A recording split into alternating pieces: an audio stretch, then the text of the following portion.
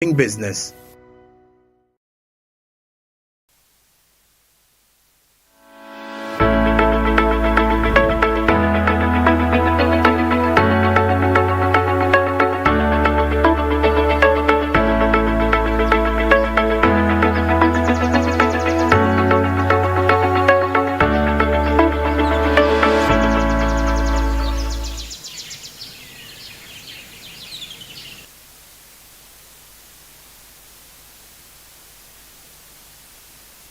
It's 8 a.m. and you're watching Smart Mates Business, Monday 13th of February. We do now kick off this hour with the business tip of the morning.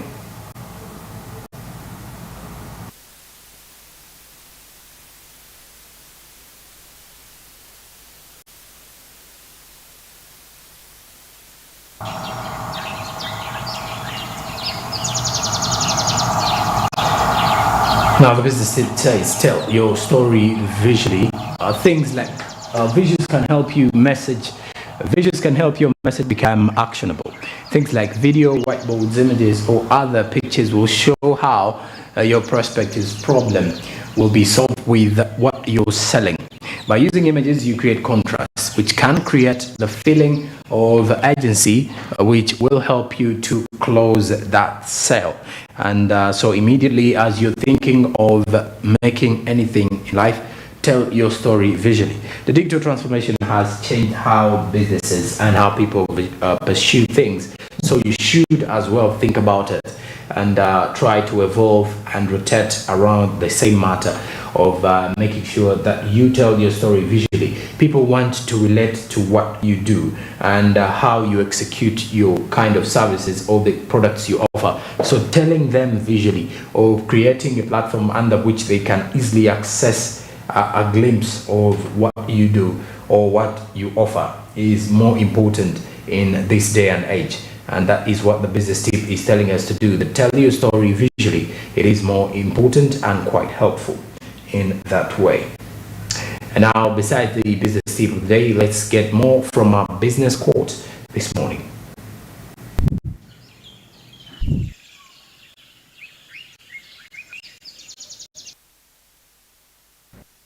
Jack Dorsey is a co-founder of Twitter, and he says, make every detail perfect and limit the number of details to perfect. Make every detail perfect and limit the number of details to perfect. So as you're perfecting every detail, try to limit the details that you want to perfect. In that way, it will be possible for you to perfect at least every detail that comes your way, so that you don't rotate around doing the exact things in one way or the other. Now, besides that, as you're watching Smart Mates Business, now we're getting into more of the business outlets. And this time around, it takes us back to the NSSF prop that is continuing with the 1.8 billion shilling breakdown. If you're to remember very well, 250 million of that NSSF 1.8 billion went to Minister Betty Amongi. And not only that, there was also an issue to do with the other 250 heading to the board chairman, that is Mr. Peter Chimboa. Then the 250 went to COF2, and then also the 250 went to that is NOTU. Now, not only that, the other breakdown also relates to the other money that went to other board members on the NSSF board. Now, when you look at this other situation here in regards to what the Daily Monitor has reported this morning, is that Mr. Richard Byarugaba and Minister Betty Amongi have clashed over the money lending claims, as the Parliamentary Select Committee was winding up week 2 of the probe last week on Friday. And according to what is here, Mr. Byarugaba raised his hand and notified the Select Committee of an additional allegation against him by Betty Amongi, that he did say that this is an awkward situation, unfortunately, and he has not been able to talk about the matter because he doesn't have any right to talk. But according to him, the only person who has given him the opportunity to talk is the chairperson of the committee. And he says that he wants to put it on record, and that there is something to do with according to what Betty Amongi said, that Betty Amongi revealed that the savers' money was being taken and given to money lenders in town to make profits. So according to Mr. Richard Byarugaba, these are all false, that there was no money being taken from NSSF and given to money lenders in town in order to make more profits. That is according to what Mr. Richard Byarugaba is revealing. Furthermore, in regards to the NSSF probe in the country. So he does believe that these are some of the false allegations that he's actually facing ever since his contract was never renewed as managing director of the National Social Security Fund. So Mr. Richard Byarugaba is being investigated for mismanagement of the fund. Says that he is not aware of some of these accusations, including lending out money or giving out money to money lending platforms or schemes in the country downtown in order to make profits. Because do remember that the NSSF is not supposed to offer loans whatsoever, according to details that is actually governing or regulating the National Social Security Fund. And in this particular, after this morning, we get to as well realize that the chief financial officer also did deny some of the allegations that were actually heading towards him in the breakdown of the NSSF money, as we get into this update this morning. The issue of the breakdown of the 1.8 was agreed in bulk with the board as a bulk.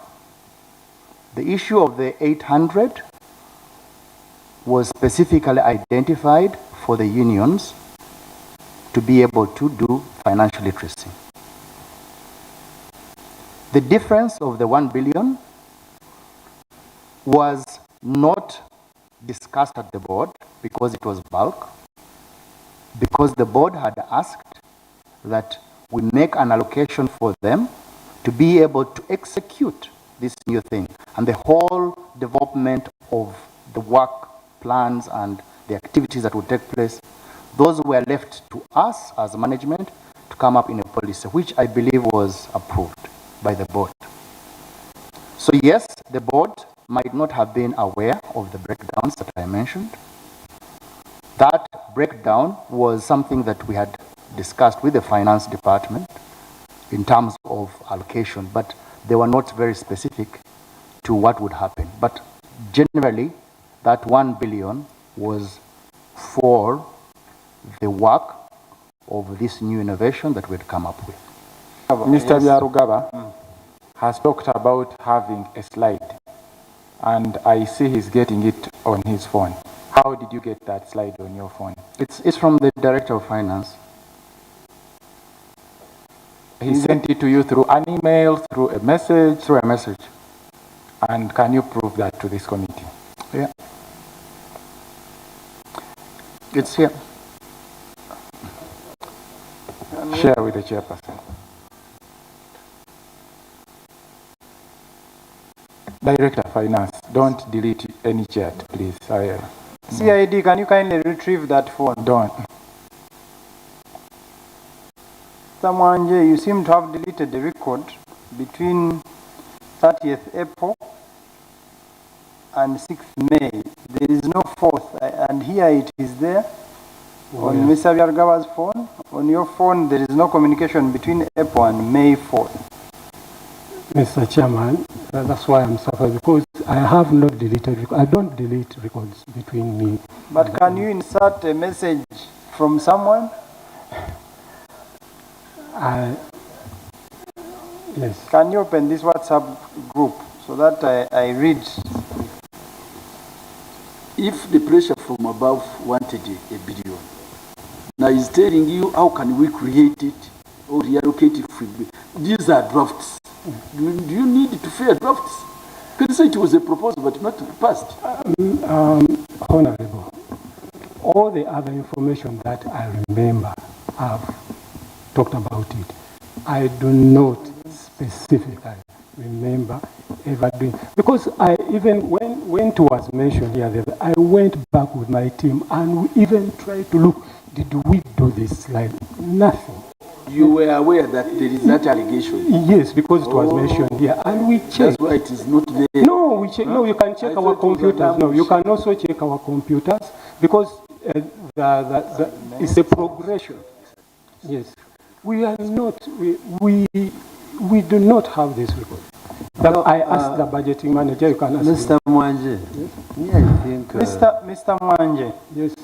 This was a screenshot because I see windows above from a laptop. Yes. Where it says, if I can retrieve, zoom in, financial 2022-2023 budget, other breakdown. Breakdown, corporate social investment.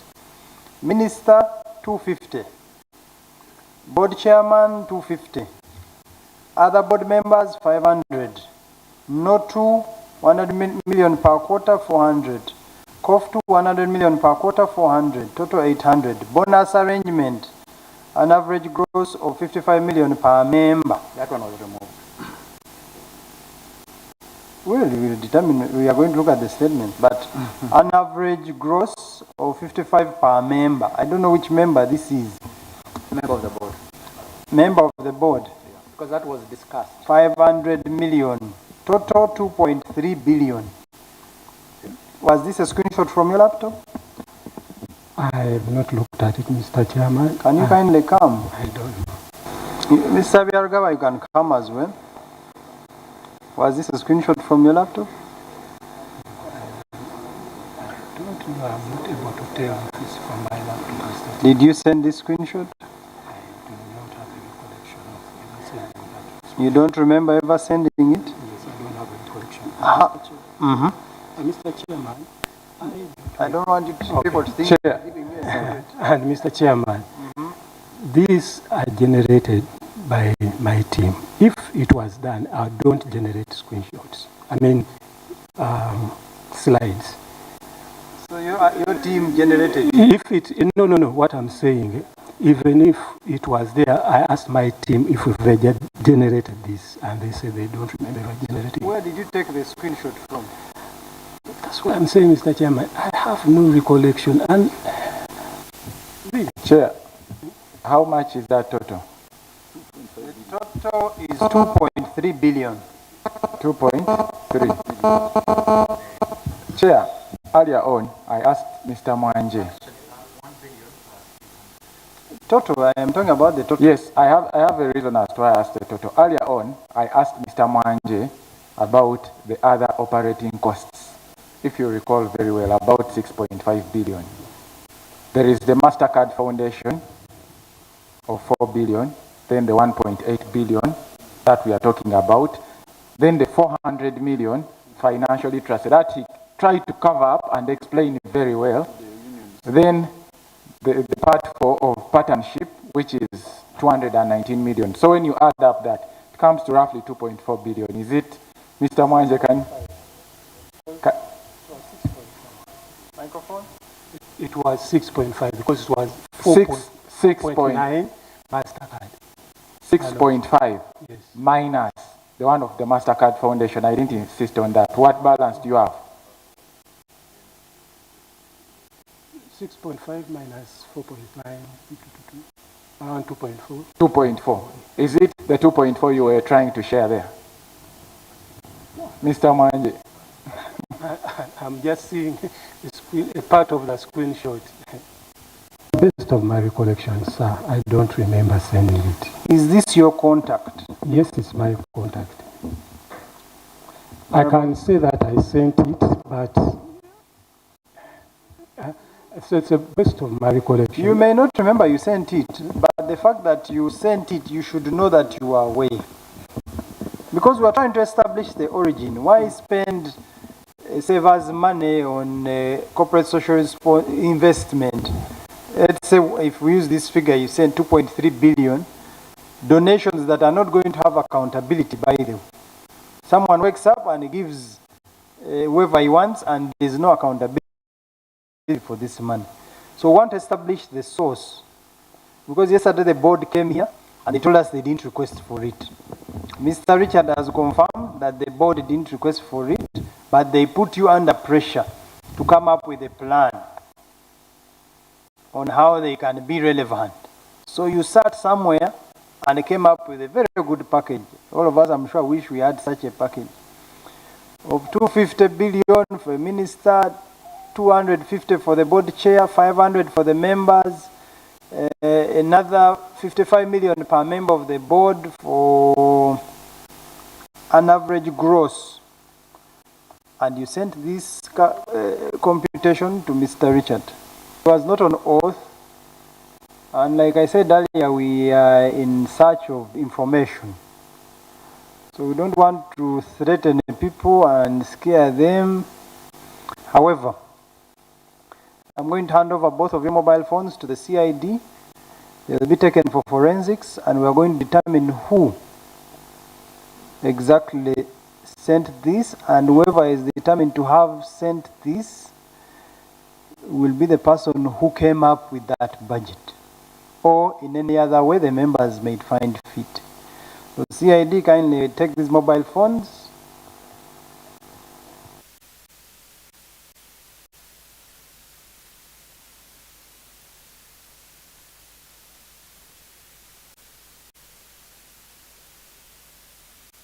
Now, the same issue or the same matter, as we look at this, there's more from the Uganda Retirement Benefits Regulatory Authority, which does say that the NSSF provision of loans does seem irregular. According from the officials of UBRA, that is the Uganda Retirement Benefits Regulatory Authority, revealed to Parliament that it does seem illegal for the National Social Security Fund to give out loans to different entities. And led by the CEO, that is Martin Nsubuga, officials from the authority appeared before the select committee. That was a day before Friday. That was on Thursday, a day before these particular discussions that we've just seen in the update in there. And the authority, UBRA, is responsible for regulating that is the establishment, management and operation of retirement benefit schemes in Uganda, in both the private and public sectors. And when we look at the public sector, we are literally looking at NSSF. So while appearing before the committee, the MPs queried UBRA officials whether it was regular for NSSF to give out savers money in form of loans to different entities. And when you get to realize this, is that this came after the committee in Parliament had apparently established that the fund management had extended an unsecured loan of 11 billion shillings to Uganda Clays. That was in 2010. And the loan has over the years accumulated interest rates of 20 billion. Now that some issue also created problems for the former managing director Richard Byarugaba. Reason being, he was the board chairman at the Uganda Clays in 2010. By the time he was actually, by the time they gave him this particular loan, so he had just been appointed. And at the same time, before the committee, there are also documents that were indicating another loan of 29 billion that was extended to the Housing Finance Bank. And the minister, or who is actually the chairman of the select committee, Honorable Mwine Mpaka, did reveal that the financial books of NSSF currently show that the Housing Finance Bank has a balance of 9 billion, which is but it's actually showing no trail indication of payment of 20 billion still. Now, in the submission of the select committee, the UBRA Chief Executive Officer Martin Nsubuga said that it is very irregular for the fund to give loans, since it is just a scheme and therefore it is not supposed to extend any loan. So it being a savings scheme, it is not supposed to extend a loan to any private entity. And also, the UBRA Director Legal Services, Faith Nansasi, added that it was illegal for NSSF to give out loans, and she quoted Section 6.8 of the UBRA Act that restricts saving funds from giving out loans to private companies. Now, I did mention NSSF isn't supposed to give out any sort of loans according to the laws that regulate the fund. And the funds of a retirement benefit scheme shall not be used to for speculative investments, according to what this particular provision in Section 68 of the UBRA Act reveals, that the funds of retirement benefit schemes shall not be used for speculative investments, be lent to any person, except through securities sold on the open market. So these particular funds are supposed to be sold on securities, through securities sold in the open markets, because in that way, this is investing them in government bonds, for example, as they continue to reap more money at the end of the day. And this is it's more like direct or indirect loans to any person. And if you're to look at the other issue, is that the chairperson of the committee, Mwine Mpaka, further questioned Ubra officials whether they have details about the 11 billion loan to Place Limited. And the CEO of Ubra said that when they learned about the loan, they raised issues with NSSF about the matter because they did believe it wasn't rightful for NSSF to do so. And the loan has now been restructured. That loan to Uganda Clays that was offered, or that was given to Uganda Clays in 2010, has now been restructured, and the NSSF has since secured a land title as security. So a land title from Uganda Clays as security for that loan that was given to them. And also, if you're to follow up more, is that the committee chairperson further questioned whether the land title is equivalent to the loan amount, because the mere fact that the Uganda Clays is yet to clear this loan, which due to the interest rates already increased to 20 billion. The initial amount that was given to Uganda Clays was 11 billion shillings, and later on, due to the interest that has actually been mounting, it's hit up to 20 billion currently. But now NSSF apparently got a land title from Uganda Clays as a security or as collateral, as Uganda Clays looks forward to clearing that debt. Now, when you look at this other issue here, is that one may ask, for now, one may ask, is the land title equivalent to the loan? According to what Ubra officials revealed, as the CEO in particular, there has not been any evaluation of that land. So the committee has also learned that Ubra had not seen the land title in question and had no other specific information regarding the same land matter. So at the end of the day, the NSSF saga is actually taking a different situation.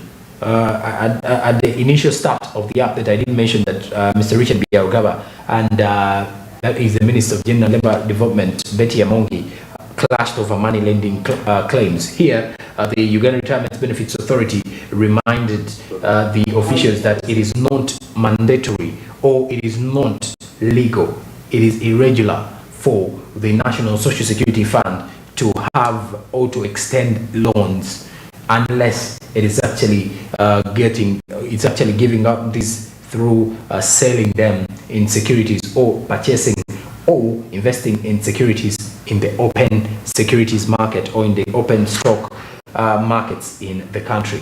And of course, Betty Amongi had apparently revealed that the minister, that Richard Byarugaba was giving out loans to money lenders in Kampala, which Mr. Richard Byarugaba says these are false accusations. He had never in any way given out any loan to money lenders in Kampala, and it's something that he has no, what you could say, that has no, it's a baseless accusation, according to Mr. Richard Byarugaba. So with the NSSF saga, 2 weeks down the road of investigations into this particular situation, it does take another twist, and we shall be giving you more details regarding the provisions, the findings, and of course the final verdict from the select committee, which is led by Honorable Mwine Mpaka.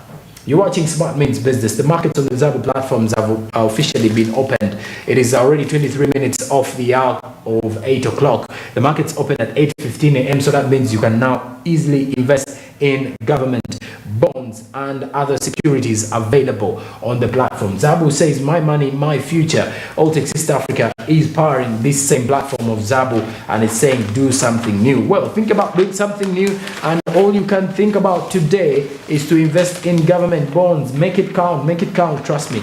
The amount of money you can use to invest is 15,000 Ugandan shillings, and then remember that it does not get more easier than that. All you need to have an account is use the USSD code *292# and also open up an account with your national identification number, this is something that is definitely going to be able to help you grow your investments today. Zabu, my money, my future, all things East Africa, do something new. And of course, it's graduation week. There's a lot of traffic as you're heading to Wandegea, Chikoni, Hoima Road, and of course the Makere Hill Road. It is becoming tougher, and of course the pressure is not getting worse, but it's coming to excitement as our brothers and sisters are graduating. The whole of this week will be graduation in Makere, and of course part of TV crew here will also be graduating from the same university this particular week. That is Anthony Sebale and Mathani Msima, who will also be joining the queue. But for the business community, it is a high time you think about how you can fit in during this week. What can you sell that will make you money? And for the photographers, there are some guidelines that you need to follow up that the university revealed, because you may have your gadgets confiscated if you do not read the guidelines as you go out there to make some good money for the photography charges and what have you. It is graduation week, and it's a huge milestone for those who are graduating today. Congratulations from us to you as well. Well, you're watching Smart News Business. After the break, we have sports business coming up and entertainment business.